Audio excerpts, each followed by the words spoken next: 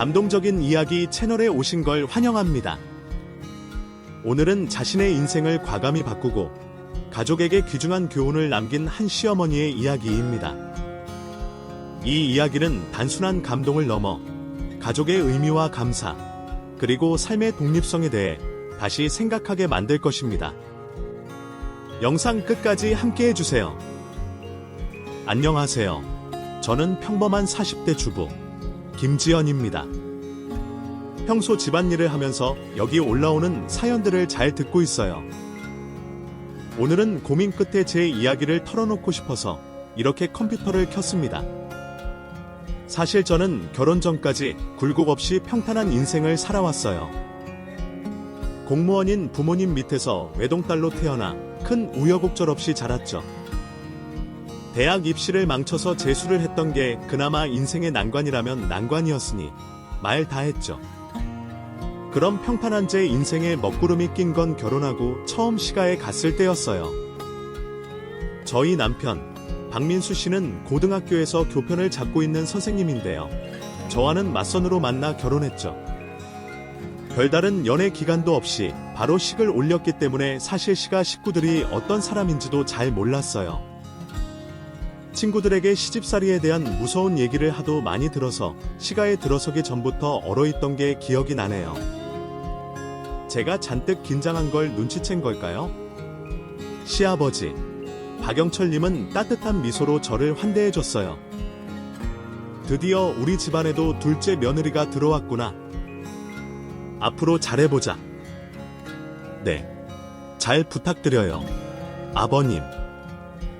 오늘은 힘들었을 텐데 어서 안 들어.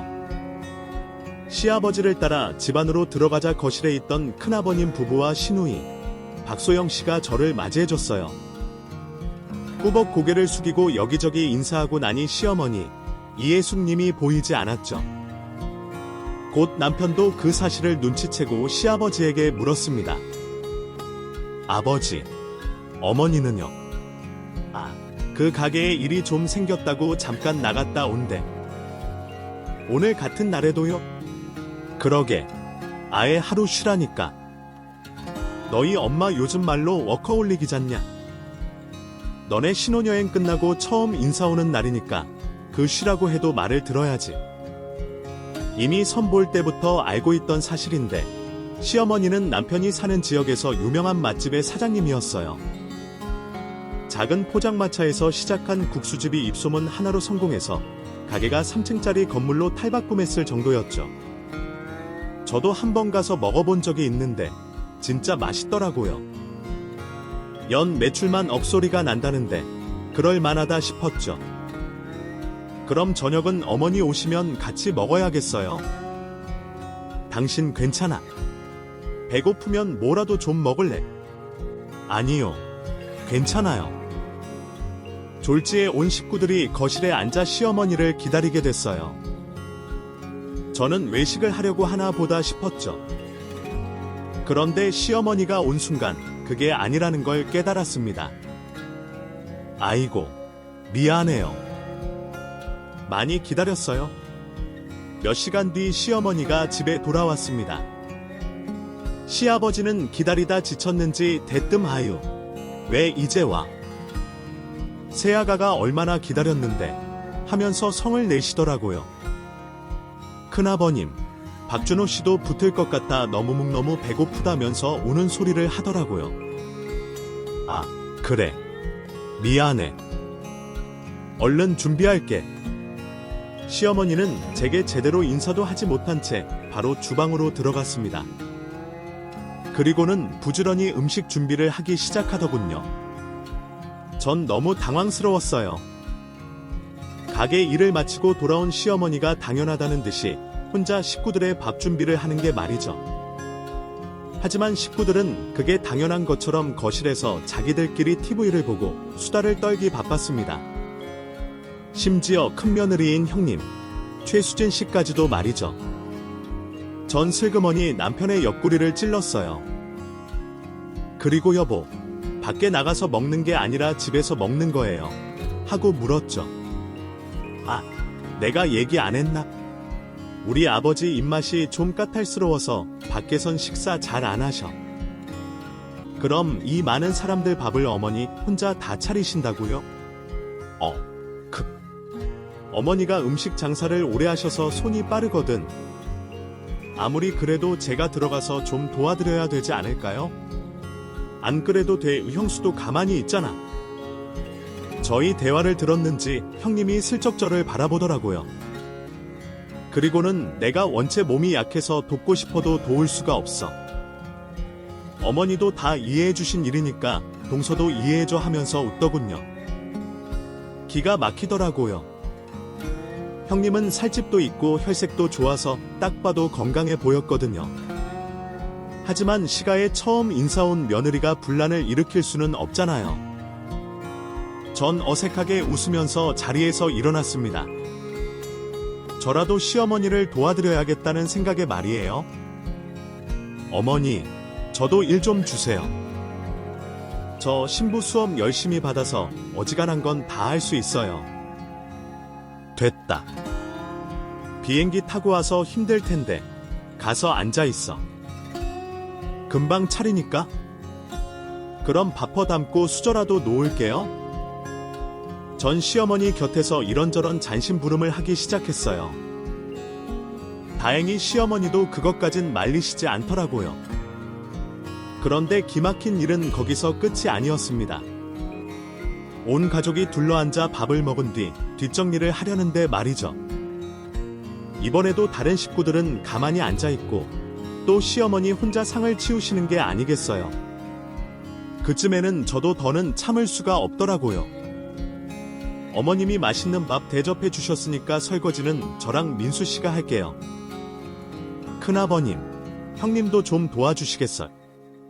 제 말에 식구들은 당황한 눈치였어요. 시어머니는 또 됐다. 내가 하면 돼. 그냥 과일이나 먹고 있거라 하시더군요. 전 좀 더 강경하게 말했어요. 아니에요. 가게 일하시고 오셔서 가뜩이나 힘들 텐데 식구들 위해서 밥까지 차려주시고 뒷정리는 저희가 하는 게 맞는 것 같아요. 금지옥엽 외동딸로 자란 탓일까요? 저는 할 말은 꼭 해야 하는 성격이었어요. 더군다나 저희 부모님은 불합리한 상황에 놓이면 참지 말고 꼭 문제 제기를 하라고 가르치셨죠. 제 말에 큰아버님은 기가 막히다는 듯 허허 웃으시더군요. 재수씨, 집안마다 가풍이라는 게 있는 거예요. 우리 집은 원래 이랬다고요? 그럼 평생 어머님 혼자 밥 차리고 치우고 다 하셨다는 말씀인가요?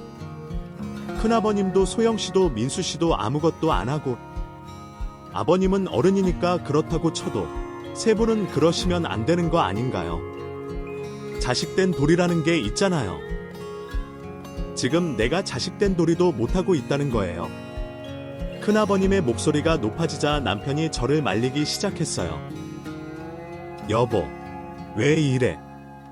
우리 집에 그만 가자. 어머니, 아버지, 저희 먼저 갈게요. 남편은 저를 반강제로 끌고 집을 나왔어요.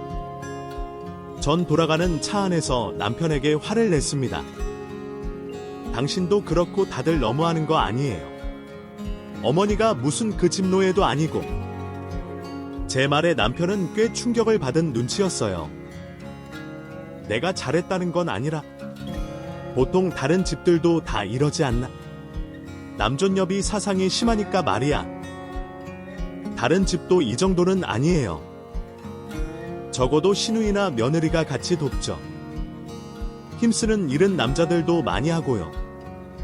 근데 당신 집은 좀 너무 심해요. 제 말에 남편은 한참 동안 침묵했어요. 그리고 집에 거의 다 와갈 때쯤 제게 충격적인 진실을 얘기해줬습니다. 당신 말을 듣고 나니까 생각이 많아지네. 내가 그동안 너무 어머니 혼자 일하는 걸 당연하게 생각했던 것 같아. 사실 우리 어머니 원래 아버지 집에서 식모살이 했었거든. 뭐? 식모? 그래. 아버지가 사업한답시고 다 말아먹었지만 원래 우리 집이 할아버지 때부터 대대로 꽤 잘 살았거든. 그래서 집안일 해주는 식모들도 따로 있었는데 그 중에 한 명이 어머니였대. 근데 아버지랑 서로 좋은 감정이 싹 터서 결혼까지 하게 된 거지. 그래서 그런가 아버지가 좀 어머니를 부리는 걸 당연하게 생각하셔. 그런 아버지 보고 자라서 우리 남매들도 다를 거 없었고, 그렇다고 어머니가 지금도 그 집 식모인 건 아니잖아요. 더군다나 가게 일까지 하시는데 집안일은 식구들이 좀 나눠야죠. 내가 한번 얘기해볼게. 하지만 이미 결혼해서 독립한 남편의 말은 별다른 힘이 없었죠. 여전히 시가에 가면 집안일은 시어머니 혼자 하고 계셨고, 같이 사는 시누이와 시아버지는 놀고 먹기 바빴죠. 게다가 더 화나는 일은 거기서 끝이 아니었습니다. 알고 보니 시아버지는 일평생 한량처럼 살면서 손에 물 한 방울 묻힌 적 없는 삶을 살아오셨더라고요. 사업한답시고 나섰다가 집안 재산을 다 말아먹은 뒤로 팽팽 놀기만 했더군요. 시어머니가 음식 장사를 해서 집안을 다시 일으켰는데도 고맙다는 말 한마디 한 적이 없었죠. 물론 가게 일을 도와준 적도 한 번도 없고요.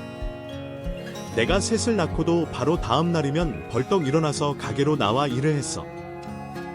덕분에 체력 하나는 아주 자신이 있다. 그렇게 말하면서 웃는 시어머니를 보는데 정말 제 가슴이 다 아리더군요. 자식들도 별 다를 게 없었습니다. 충격적이게도 큰아버님도 시누이도 변변한 직업이 없었어요. 전부 시어머니가 벌어오는 수입만으로 살고 있는 거였죠. 결혼 안 한 시누이가 그렇다 쳐도 결혼해서 따로 살림까지 차린 큰아버님도 여전히 시어머니에게 생활비를 받아 쓰고 있다니 기가 막혔습니다. 고작가 시집온 둘째 며느리일 뿐인 제가 할 수 있는 건 많지 않았어요. 그저 틈날 때마다 시가에 들러 시어머니 일을 거드는 정도였죠. 처음엔 어색하고 불편해하던 시어머니도 이내 제게 마음의 문을 여셨습니다. 내가 포기하고 치질이도 없다고 생각했는데 며느리 복은 좀 있었나 보다.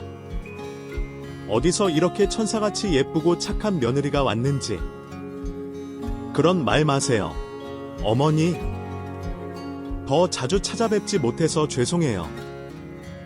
아이고, 여기서 얼마나 더 자주 오려고 했. 그럴 시간에 집에 가서 민수랑 애나 만들어. 어머니, 무슨 그런 나쁜 말씀을 하세요. 손주만 생겨봐라. 내가 그동안 국수 장사해서 모은 돈으로 건물도 사고 땅도 사고 많이 모아놨어. 그거 다 물려줄 테니까. 당시 먼저 결혼한 큰아버님 부부도 아직 아이가 없는 상황이었어요. 그래서 시부모님은 손꼽아 손주를 기다리고 계셨죠. 저도 늘 가게 일하랴 집안일하랴 바쁜 시어머니에게 손주를 안겨드리고 싶었습니다. 그 바람 덕일까요? 결혼하고 2년 정도 지났을 무렵 제게 아기 천사가 찾아왔습니다. 남편과 저를 반씩 닮은 잘생긴 아들이었어요. 그리고 이듬해에는 예쁜 공주님도 낳을 수 있었죠. 시어머니가 얼마나 좋아하셨는지 몰라요. 따로 산후조리원은 물론 베이비시터까지 구해주실 정도였네요. 덕분에 전 지옥 같은 육아를 나름 잘 해낼 수 있었답니다. 그러던 어느 날이었어요. 곧 시어머니 생신이라서 아이들이 유치원에 간 사이 백화점으로 쇼핑을 하러 갔죠. 시어머니에게 뭘 사드리면 좋을까 고민하고 있는데 여성복 매장 쪽에 익숙한 인물이 보였어요. 다름 아닌 시아버지였죠. 점원은 시아버지에게 이런저런 신상 옷들을 소개하고 있었어요. 딱 봐도 시어머니 선물을 사러 오셨구나 싶었죠. 다가가 반갑게 인사드리려던 순간이었어요. 오빠, 어때? 나 잘 어울려? 갑자기 탈의실 쪽에서 웬 젊은 여자가 나오더니 시아버지 옆에 찰싹 달라붙더군요. 어때? 완전 내 거지? 너무 잘 어울리지? 그래, 예쁘네. 이것도 사줄게. 진짜 우리 오빠 최고. 젊은 여자와 시아버지는 누가 봐도 심상치 않은 사이처럼 보였어요. 전 얼음물을 뒤집어 쓴 것처럼 그대로 굳어버리고 말았습니다.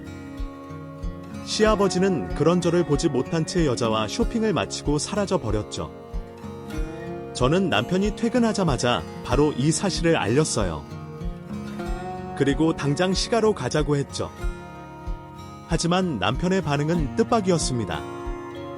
당분간 우리만 알고 있자. 그게 무슨 말이에요? 바로 어머님에게 말씀드려야죠. 당신이 뭔가 오해한 걸 수도 있잖아. 내가 우선 아버지랑 먼저 얘기해 볼게. 그럼 지금 바로 해봐요. 남편은 제 성화에 못 이겨 바로 시아버지에게 전화를 걸었어요. 그리고 꽤 긴 시간 동안 통화를 했죠. 마침내 전화를 끊은 남편의 표정은 참담했습니다. 왜요? 아버님이 뭐래요? 당신이 봤다는 그 여자랑. 그렇고 그런 사이 맞는 것 같아. 어머니랑 이혼하고 싶다네? 이혼이야. 전 너무 놀라고 말았어요. 시어머니와 이별까지 생각할 정도로 진지한 관계일 거라고는 생각하지 못했거든요. 어차피 우리한테 들킨 거 바로 어머니한테 얘기하신다네? 지금 바로 안 되겠어요. 우리도 시가로 가요. 여보. 전 남편을 끌고 바로 시가로 향했습니다. 하지만 시가에 도착했을 때 이미 시어머니는 없었어요. 아버지, 어머니는요? 진짜 얘기하신 거예요. 그래, 얘기했다. 임자가 충격을 많이 받은 것 같아. 혼자서 생각 좀 하고 싶다더니 나가버렸어. 담배를 뻑뻑 피우던 시아버지는 문득 저를 향해 입을 열었습니다. 그리고 세아가 아무리 부부 사이라고 해도 시아버지의 일은 시아버지한테 먼저 상의해야 하지 않겠? 좀 당황스럽더구나. 앞으로 경솔히 행동하지 말고 조심 좀 하거라. 왜 자기 바람 피운 걸 보고 남편에게 먼저 얘기했냐는 거였죠. 그 뻔뻔한 말에 화가 났습니다. 얼마나 철면피면 며느리에게 바람 현장을 목격하고도 이렇게 태연할 수 있는 건지 기가 막혔어요. 전 별다른 대꾸 없이 그대로 혼자 집을 나왔습니다. 그리고 시어머니에게 전화를 걸었지만 시어머니는 받지 않으셨어요. 시어머니가 어디에 있을까 고민하던 저는 시어머니가 운영하는 음식점으로 갔죠. 혹시나 하는 마음으로 가본 건데 가게 불이 켜져 있더군요. 들어가 보니 테이블 한 구석에서 시어머니가 혼자 술을 마시고 있었습니다. 어머님, 혼자 여기서 뭐 하시는 거예요? 저를 본 시어머니는 놀라지도 않으시더라고요. 그저 말없이 잔 하나를 꺼내 술을 따라 주셨죠. 저도 묵묵히 그 앞에 앉아 잔을 들었습니다. 그렇게 서로 몇 번이나 잔을 기울였을까요? 이내 시어머니가 입을 열었습니다. 어른으로서 창피한 꼴을 보여서 미안하구나. 창피한 꼴을 보인 건 어머님이 아니라 아버님이잖아요. 괜찮아요. 그렇게 말해주니까 고맙구나. 지금 어머님이 원인도 모른 채 혼수 상태신데 유산 문제를 상의하자면 큰아버님도 형님도 정말 너무하신 거 아니에요. 재수씨, 나도 우리 엄마 걱정돼요. 피 한 방울 안 섞인 재수씨보다 아들인 내가 더 걱정하고 있지 않겠어요. 아니, 근데 어떻게? 산 사람은 살아야지. 엄마 가게 세무사랑 변호사한테 물어보니까 유산 상속 관련해서 정리해 둔 것도 없는 것 같던데. 아버지는 그 내연녀가 쳐들어와서 홀랑 먹기 전에 우리 형제들끼리 미리 협의를 해놔야죠. 돈에 눈이 벌게진 꼴이 참 추하더군요. 저와 남편은 달아서 하세요라고 대충 대답한 뒤 발을 뺐어요. 그 뒤로 저는 매일같이 병원으로 가서 시어머니 간병을 했죠. 말이 간병이지.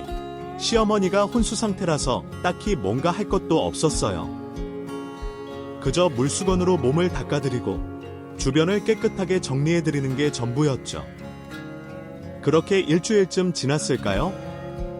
그날도 평소처럼 시어머니 침대맡에 앉아 수건을 물에 적시고 있었죠. 그런데 갑자기 시어머니가 몸을 움찔하는가 싶더니 글쎄 번쩍 눈을 뜨시지 않겠어요. 정말 얼마나 놀랐는지 몰라요. 어머니, 정신 드셨어요.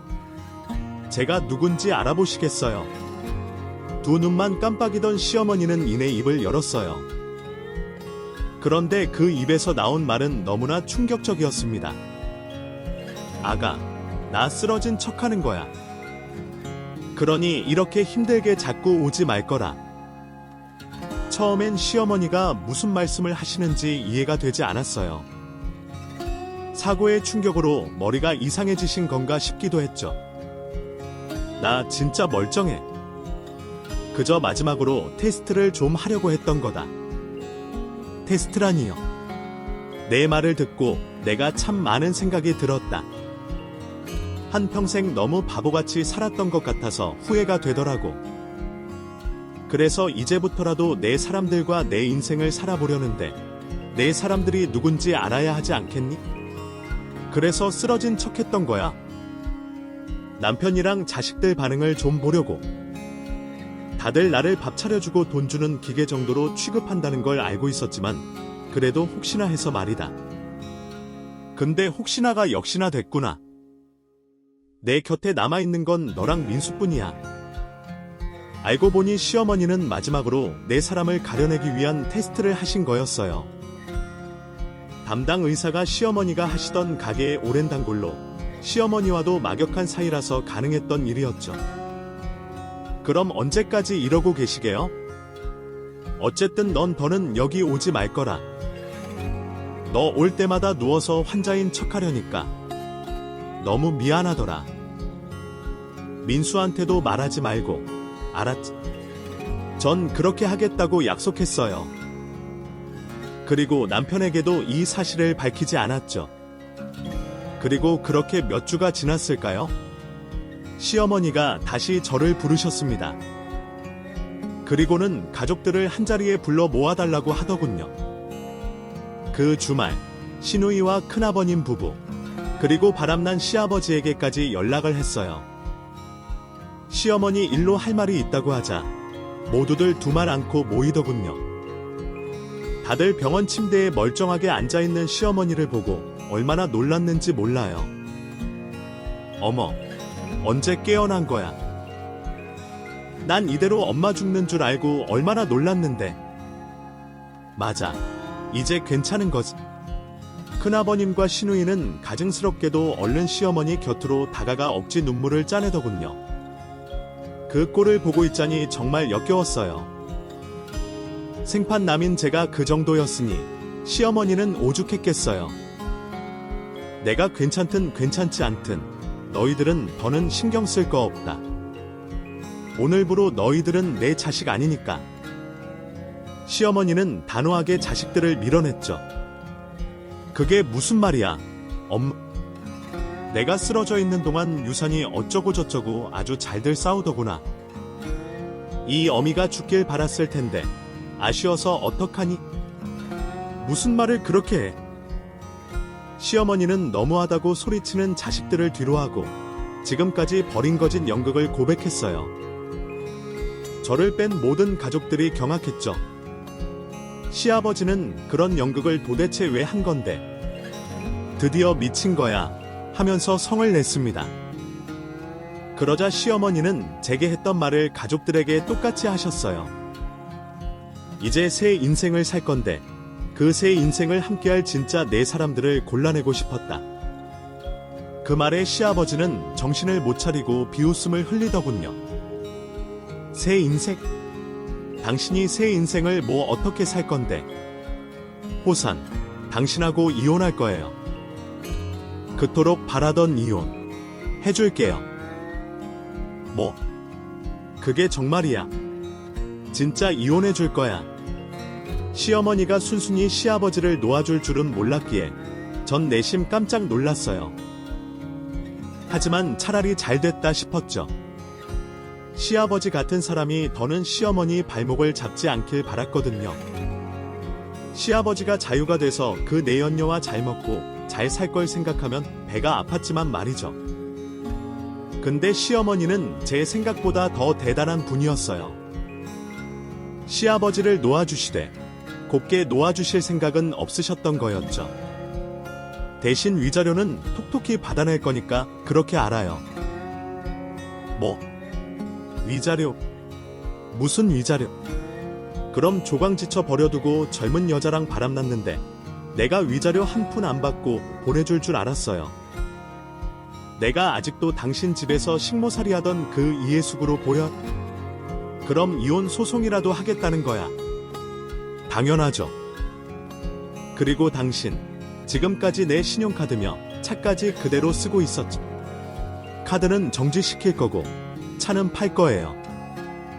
당신이 빈털터리가 된 후로도 그 여자가 당신을 사랑한다고 할지는 모르겠네요. 당신 정말 이렇게 나올 거야. 왜? 내가 이러니까 다른 여자한테 눈을 돌린 거 아니야. 남편이 다른 살림을 차렸으면 자기한테 무슨 잘못이 있나 돌아볼 줄을 알아야지. 시아버지는 분노 속에서 계속 말도 안 되는 헛소리를 늘어놓았죠. 시어머니는 그런 시아버지를 차갑게 외면했습니다. 그러자 시아버지가 시어머니를 때릴 것처럼 달려들려고 했어요. 놀란 저와 남편이 그런 시아버지를 뜯어 말렸죠. 소란이 일자 간호사들이 병실 안으로 들어와 무슨 일 있냐고 묻더군요. 다들 아무 말도 못하는데 시어머니는 달랐어요. 초대받지 않은 문병객이 왔는데 청경 불러서 좀 쫓아주시겠어요. 이혼 소송 중인 전 남편인데 저를 막 때리려고 하네요.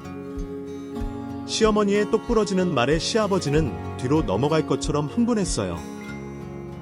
또다시 시어머니에게 달려들려고 했고 결국 병원 청경들에게 끌려나가고 말았죠. 병실이 다시 조용해지자 시어머니는 다시 입을 열었습니다. 이번엔 시누이와 큰아버님 차례였어요. 그리고 내 자산은 전부 사회단체에 기부할 거다.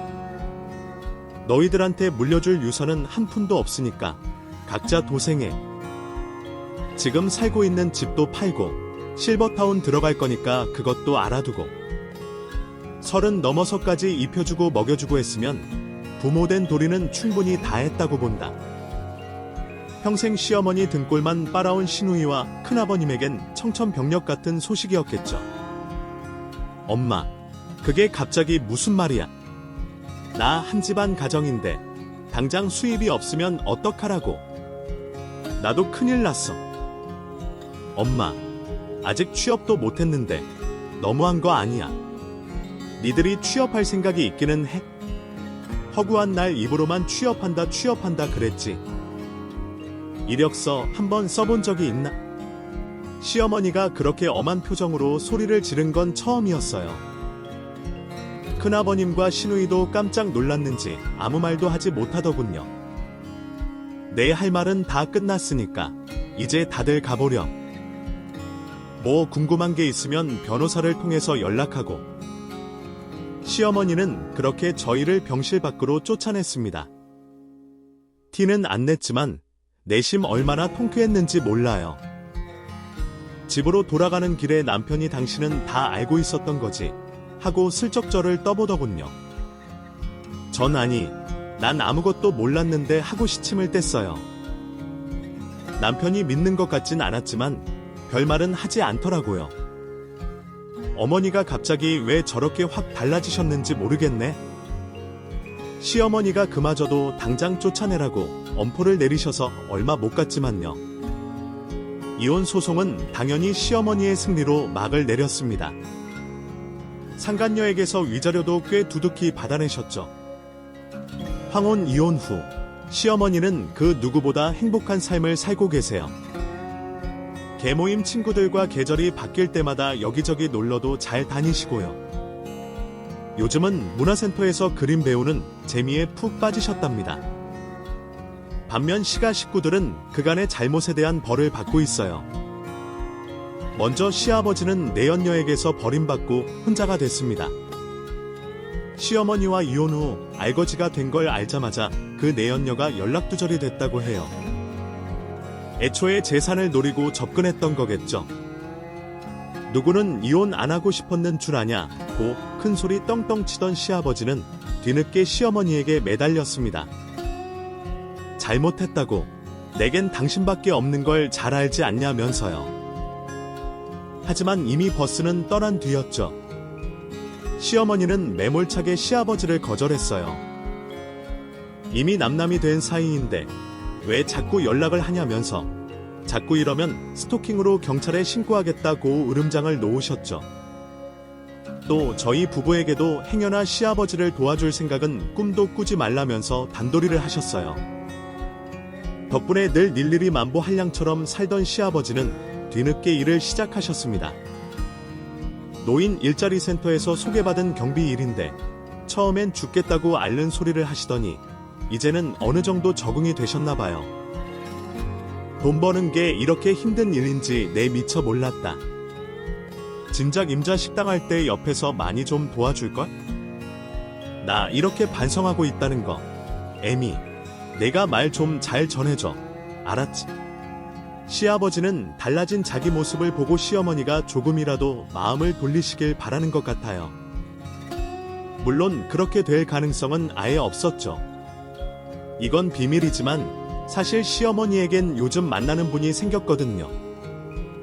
문화센터에서 알게 된 분인데 점잖고 진중한 분이라고 하더라고요. 시어머니가 안 그런 척해도 그분에게 조금씩 마음을 열어가고 있는 게 눈에 보여요. 시아버지는 안 됐지만 저는 시어머니의 새 연애를 응원하고 있습니다. 상황이 이렇게 흘러가니 시누이와 큰아버님도 정신을 차렸답니다. 큰아버님은 물류 택배 상하차 일을 하면서 돈을 벌고 있고요. 시누이도 아르바이트하는 틈틈이 베이킹 학원을 다니면서 자격증을 따려고 공부 중입니다. 시어머니가 그렇게 고생할 때는 본 척도 안 하더니 비빌 언덕이 사라지니까 정신이 확 든 거죠. 두 사람을 보면서 저도 자식들에게 마냥 다 퍼주는 부모는 되지 말아야겠다 다짐한답니다. 시부모님의 이혼 후 별다를 바 없는 삶을 살고 있는 건 가족들 중 저희 부부가 유일해요. 여전히 남편은 열심히 직장 생활하고 있고요. 저도 아이들 돌보랴 살림하랴 바쁜 나날을 보내고 있습니다. 사실 시어머니가 가족들 몰래 저희 부부에게 1억이라는 큰 돈을 주셨어요. 한사코 거절했지만 막무가내셨죠. 아가, 내가 그동안 나를 열심히 간병한 값이다. 꾀병이라고 말해줄 수도 없고 너 얼마나 미안했는지 몰라. 계속 받으라 하시니 어쩔 수가 없었네요. 이 사실을 알게 된 남편은 당신 간병인 값 한 번 비싸게 받았네. 내가 무슨 복을 타고났길래 당신 같은 여자랑 결혼했는지 몰라 하면서 저를 띄워줬습니다. 정작 본인도 일 쉬는 날엔 꼬박꼬박 병원에 와서 시어머니 얼굴을 보고 갔으면서 말이에요. 처음엔 고민이 컸어요. 너무 큰 돈이 생겨버렸는데 이걸 어떻게 써야 하나 하고 말이에요. 아이들을 위해서 더 좋은 집으로 이사를 갈까? 가족들끼리 해외여행이라도 다녀올까? 별별 생각을 다 했지만 아직까지 그 돈은 쓰지 않고 통장에 고이 넣어둔 채입니다. 사람 인생이라는 게 언제 무슨 일이 생길지 모르니 일단은 비상금으로 두려고요. 혹시라도 다른 식구들 귀에 들어갔다가 또 무슨 사달이 날까 겁이 나기도 했고요.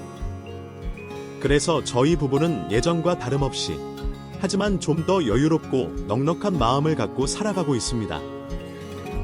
부디 여러분도 무탈한 하루하루를 보내시길 바랍니다. 긴 얘기 들어주셔서 너무너무 감사드리고요. 모두 행복하세요. 오늘 이야기를 끝까지 들어주셔서 감사합니다. 이 이야기가 마음에 드셨다면 좋아요, 구독, 공유 버튼을 눌러 더 많은 분들과 따뜻한 메시지를 나눠주세요. 다음 이야기에서 또 만나요. 여러분의 마음을 어루만지는 이야기로 찾아뵙겠습니다. 오늘도 평온하고 영감 가득한 하루 보내세요. 말이 끝나기가 무섭게 시어머니는 갑자기 감정이 복받쳤는지 울음을 터뜨렸어요. 전 얼른 곁으로 다가가 시어머니를 달래줬습니다. 그리고 평소 시어머니에게 하고 싶었던 말을 하기 시작했죠. 어머니, 식구들에게 무조건적으로 희생만 하지 마세요. 그동안 그만큼 하셨으면 충분해요. 이제 시어머니를 위한 인생을 사세요. 나를 위한 인생이라. 저도 자식이 있지만 자식 새끼 시집 장가가면 다 끝이고 영원히 내 편일 것 같은 남편도 언젠가는 남의 편이 될 수 있다고 생각해요. 그러니까 늘 어머니를 1순위로 두고 사세요. 시어머니는 한동안 아무 말도 하지 않으셨어요. 무언가를 골똘히 생각하는 것 같았죠. 그러다 이내 나를 위해서 살라고 말해준 건 내가 처음이다. 고맙구나, 아가 하고 제 손을 꽉 잡으셨습니다. 전 그런 시어머니가 너무 안쓰러워서 꽉 안아드렸죠. 전 무슨 일이 있어도 어머니 편이에요. 그러니까 뭔가 힘든 일이 생기면 바로 제게 연락하세요. 아셨? 그래. 고맙다. 고마워. 전 내심 시어머니가 이번에도 참고 넘어갈 거라고 생각했어요. 남편과 자식들만 보고 한평생 살아오신 분이니 한 번에 확 달라지긴 힘들다고 생각했죠. 하지만 제가 생각한 것보다 저희 시어머니는 훨씬 더 대단한 분이었습니다. 우선 시어머니는 시아버지에게 절대 이혼해줄 수 없다면서 이혼 불가 선언을 하셨어요. 내가 이제 와서 이혼을 왜 해줘요? 누구 좋으라고? 좋은 말로 할 때 그 여자 정리하고 돌아와서 애들 아빠 자리라도 지켜요. 전 몰랐는데 유책 사유가 있는 배우자는 이혼 소송을 할 수가 없다고 하더라고요. 해도 대부분 기각되고요. 시아버지는 계속해서 이혼해달라고 요구했지만 시어머니는 꿈쩍도 하지 않았고요. 결국 시아버지는 그대로 집을 나가 버렸습니다. 아마 그 내연녀의 집으로 간 것 같은데 시어머니는 생각보다 담담했습니다. 물론 속은 썩어 문드러지고 있었겠지만 겉으로 보기엔 단단한 바위처럼 흔들림 없어 보였어요. 시어머니의 놀라운 변화는 거기서 끝이 아니었습니다. 며칠 뒤 시어머니는 저희를 불러 모으고 가게를 정리하겠다고 선언하셨어요. 물려받을 생각이 있는 자식 놈도 없고 더는 혼자 가게를 이끌어 나가는 게 힘에 부친다. 당연히 큰아버님과 시누이는 난리가 났습니다. 가게 한 달 매출만 억소리가 날 정도로 어마어마했으니까요. 큰아버님은 선마, 좀 더 고민해봐. 엄마가 목숨처럼 아끼던 가게잖아. 힘들면 사람을 더 구하면 되지. 잘 운영하던 가게를 왜 그만둬 하면서 시어머니를 설득하려고 들더군요. 시누이 역시 옆에서 큰오빠 말이 맞아. 아버지 집 나간 것 때문에 충격받아서 그래. 내가 당장 아버지 그 내연녀한테서 데려올게. 응. 그러면 되잖아 하고 거들었죠. 그 속셈이 빤히 보여서 기가 막히더라고요. 전 그런 두 사람을 모른 척 무시하고 시어머니에게 말했습니다. 어머님, 너무 잘 생각하셨어요. 앞으로 저랑 여기저기 놀러도 많이 다니고 맛있는 것도 먹으러 가고 그래요. 은퇴 기념 축하 파티라도 하는 게 어때요? 그러자 시어머니가 뭐라고 대답하기도 전에 큰아버님이 버럭성을 내더군요. 아직 결정된 것도 아닌데 무슨 은퇴 축하 파티를 해요? 어머니가 이미 그렇게 결정하셨으면 결정된 거죠. 가게는 전적으로 어머니 혼자 꾸려나가셨는데 저희가 입댈 게 뭐가 있나요? 어머니 60 넘어서까지 그렇게 고생하셨는데 이제 쉴 자격 충분하신 거 아니에요. 나 참, 새언니, 모르는 소리 좀 하지 말아요. 노인네들 갑자기 하던 일 없어지면 상실감이 더 힘들어하는 거 몰라요? 아가씨까지 나서서 남매가 아주 저를 죽일 것처럼 공격하더군요. 그러자 그때까지 잠자코 있던 시어머니가 입을 열었습니다. 그런 걱정은 할 것 없다. 아침마다 등산도 갈 거고 노인회관 나가서 뜨개질도 배우고 친구들이랑 여행도 다닐 거야. 가게 정리하고 하고 싶은 일이 아주 산더미니까 걱정 말 거라. 그리고 은퇴 기념 축하 파티. 그거 너무 좋은 생각이구나. 역시 생각해주는 건 우리 둘째 며느리뿐이야. 고맙다. 전 평소와 다른 시어머니의 반응에 벙찌고 말았어요. 자식들 앞에서 저를 대놓고 편들어 주신 건 처음이었거든요. 아예, 엄마, 그럼 진짜 가게 정리한다는 거야. 지금까지 이 어미가 하는 말을 똥구녕으로 들었냐? 가게에서 나오는 한 달 매출만 얼만데 아깝지도 않. 그럼 네가 이 엄마 대신 나가서 일하든가. 시어머니의 반격에 큰아버님과 시누이는 아무 말도 못했죠.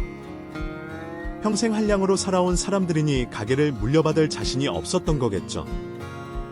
결국 몇 달 뒤 시어머니는 가게를 깨끗하게 정리하셨습니다. 전 시어머니가 적적하실까봐 자주 찾아뵈보려고 했지만 뭐가 그렇게 바쁘신지 번번이 일이 있다면서 거절하시더라고요. 그러던 어느 날이었어요. 평소처럼 아이들을 학교에 보내고 장볼 채비를 하는데 갑자기 모르는 번호로 전화가 왔습니다. 애들 다니는 학원인가 싶어서 대수롭지 않게 통화 버튼을 눌렀는데 남편이더군요. 여보, 번호가 당신 번호가 아니던데. 지금 어디에서 전화를 한 거예요? 당신, 놀라지 말고 잘 들어. 아까 병원에서 어머니가 쓰러지셨다고 연락이 왔어. 뭐라고요? 학교에서 급하게 오느라 핸드폰을 두고 왔지 뭐야. 오늘 못 들어갈 것 같으니까 애들 잘 챙기고 있어. 어머니 상태가 많이 안 좋은 거예요? 갑자기 왜 쓰러진 거래요? 집 계단에서 발을 헛디뎌서 넘어졌는데 머리를 부딪혔대. 병원에선 별 이상 없다고 하는데 이상하게 눈을 못 뜨시네. 지금 1인 병실로 옮겨서 지켜보고 있어. 전화를 끊고도 한동안 충격에 벙찌고 있었던 것 같아요. 남편은 집에서 아이들하고 있으라고 했지만 시어머니가 걱정돼서 도무지 그럴 수가 없더라고요. 전 평소 친하게 지내던 동네 친구에게 전화를 걸었습니다. 그리고 사정을 설명하고 아이들을 부탁했죠. 다행히 친구는 아이들은 걱정 말라면서 흔쾌히 허락해줬죠.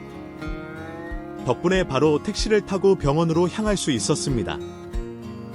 병원에 도착하니 큰아버님과 시누이도 와 있었어요. 아버님은 연락드렸어요. 자기가 오면 더 불편해지지 않겠냐고. 오지 않으시겠대. 어떻게 그런 바람을 폈을 때부터 진작 알아봤지만 시아버지는 정말 모렴치한 사람이었어요. 아무리 다른 여자가 생겼다고 해도 한평생 자기만 보던 조강지처가 병원에 있다는데 나 몰라라 하다니 참 너무하다 싶었죠. 그런데 모렴치한 사람은 시아버지뿐만이 아니었습니다. 시어머니가 입원한 기간이 점점 길어지자 어느새 시누이와 큰아버님마저 발길을 뚝 끊어버리더군요. 심지어 큰아버님 부부는 저희에게 따로 연락해서는 유산 문제를 상의하자고 하더군요.